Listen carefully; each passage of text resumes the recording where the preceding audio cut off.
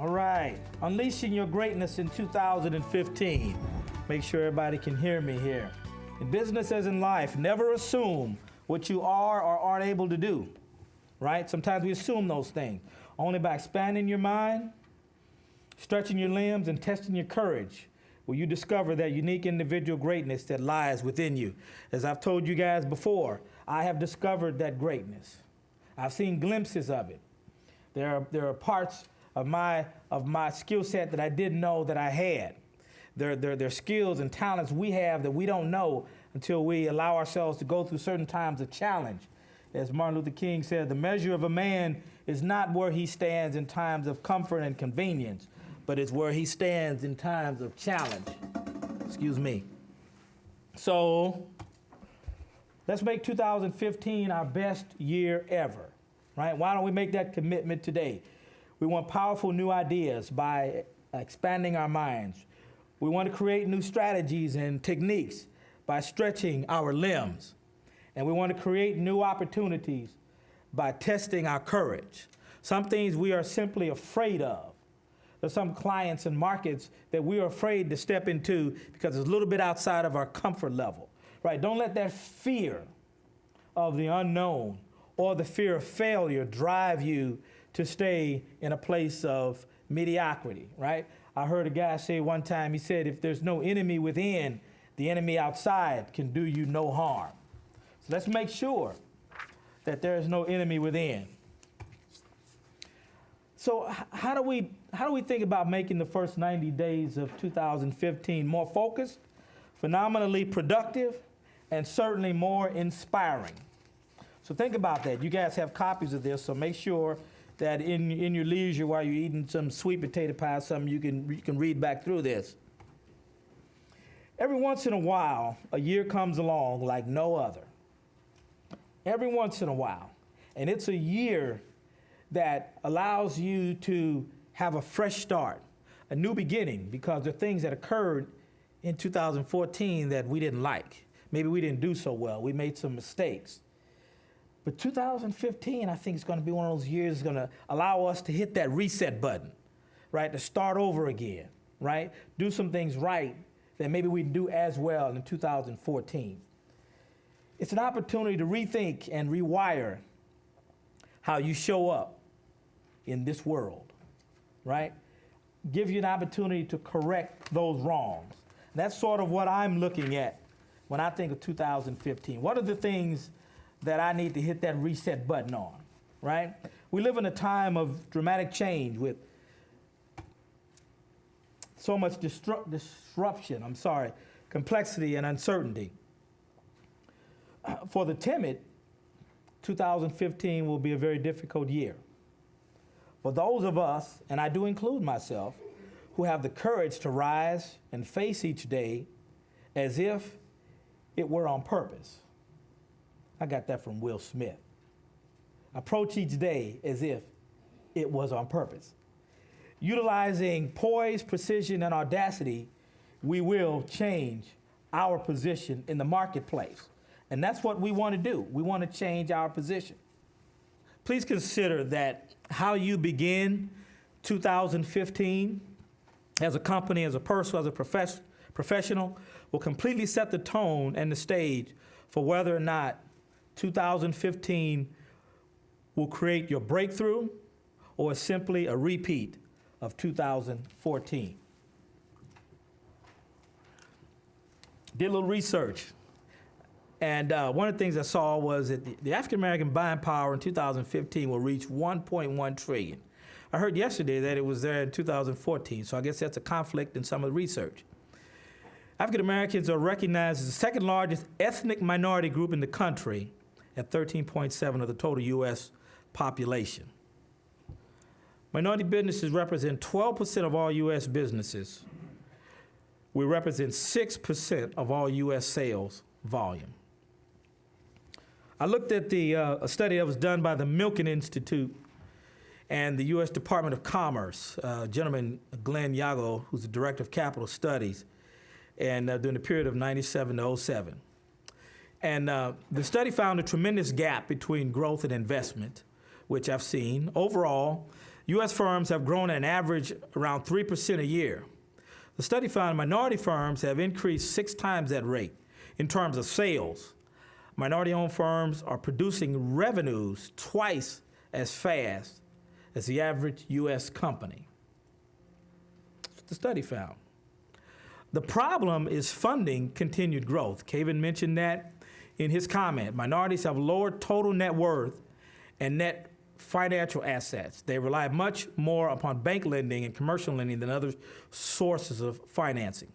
So it's no surprise that out of about $100 billion in private equity capital in the U.S., only 2% of that is going to minority-owned businesses.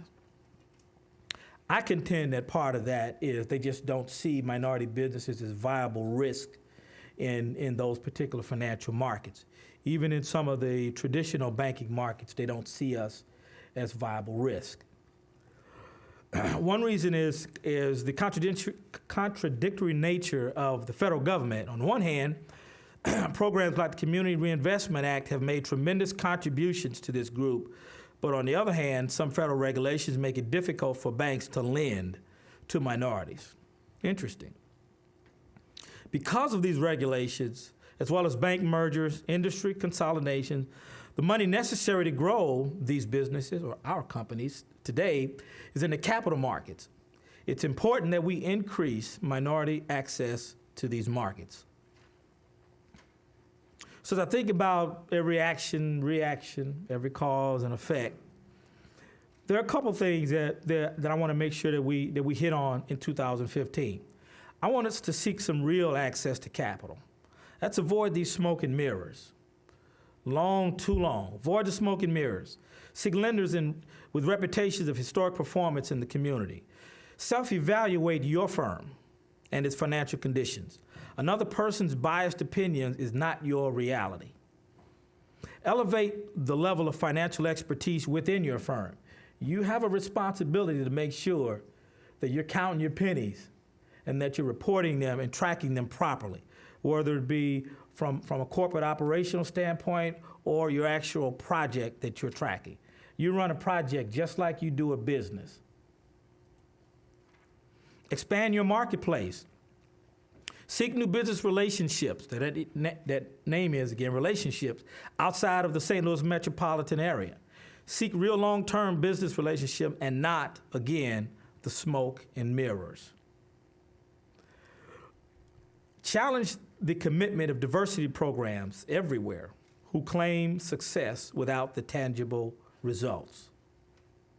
Look at the market through the eyes of a business person. And this goes back to something Steve said.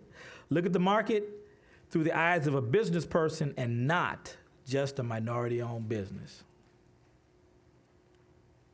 Seek out the national diversity programs for executive-level education and scholarship opportunities. Seek them out. They do exist, particularly on a national level. 3 that I highly recommend. Dartmouth College has the Amos Tuck School of Business. They have an executive-level program for minority-owned businesses. Very high level, just extremely. Northwestern has the Kellogg. They have a graduate management program that's for minority and women-owned businesses through that program. And, of course, the St. Louis University has the John Cook School of Business. All 3 of these programs I went through, 98, 2000, and then in 2005. I can say that they literally will change your life and the way you view your business and the way you accept other people's view of your business.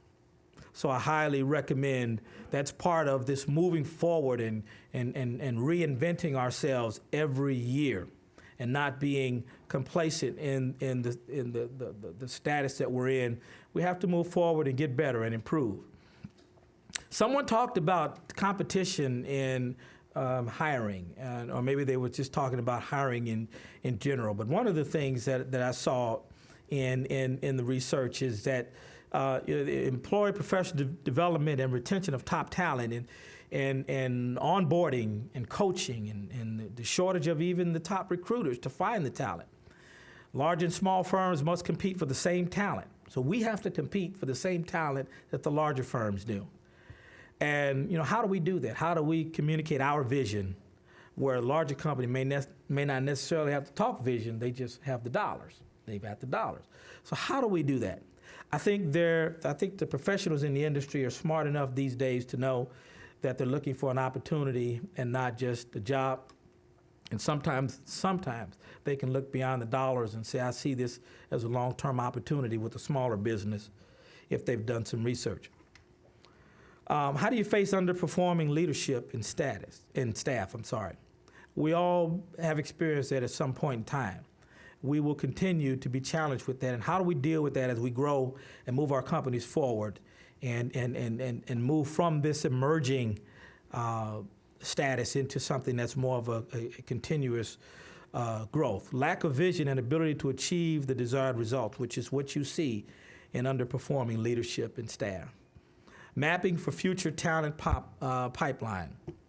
Knowing what's out there, how do we get to it? Through college recruiting and going and finding that young talent. I still believe that you can find the good young talent coming out of school.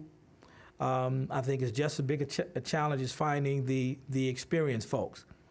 Something else that I read, Steve, which is interesting, hiring professionals without four-year degrees or standard credentials will soon be more common. I said, interesting.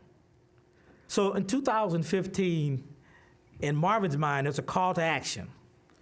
There's a call to action. Coach Bobby Knight said the will to succeed is important, but what's more important is the will to prepare. Life coach Robin Sharma said the quality of your practice determines the caliber of your performance. So as we continue to work on our skills and our company and our staff, the quality of how you develop your firm and your culture determines the caliber of your performance. You're not just going to go out there and be a peak performer in this industry. It's just not going to happen without the proper preparation, technical training, and having the right folks on your staff, not just on your staff, but as the book Good to Great says, the right people on the bus and the right people in the right seats. George Bernard Shaw said, and this struck me the most out of all the reading that I did, the absolute most. So you will have it to use it in the future. He said, the reasonable man adapts himself to the world. The unreasonable man persists in trying to adapt the world to himself. Therefore, all progress depends on the unreasonable man. Do I need to read that again? The unreasonable man adapts himself to the world. The unreasonable man persists in trying to adapt the world to himself. Therefore, all progress depends on the unreasonable man. So I respectfully challenge each of you right now that as we close 14, in the next few weeks or so, when we start 2015, that you realize 2015 has the potential to be epic and monumental. And all you have to do is commit yourself to unreasonability. Arthur likes to come up with a new word all the time. I found one, unreasonability. Starting today, let's practice your ability to be unreasonable. What does that mean, Marvin? Become unreasonable. Change the way you think, right? Change the way you create. Avoid mediocrity. The results that you produce and achieve, they all have to change.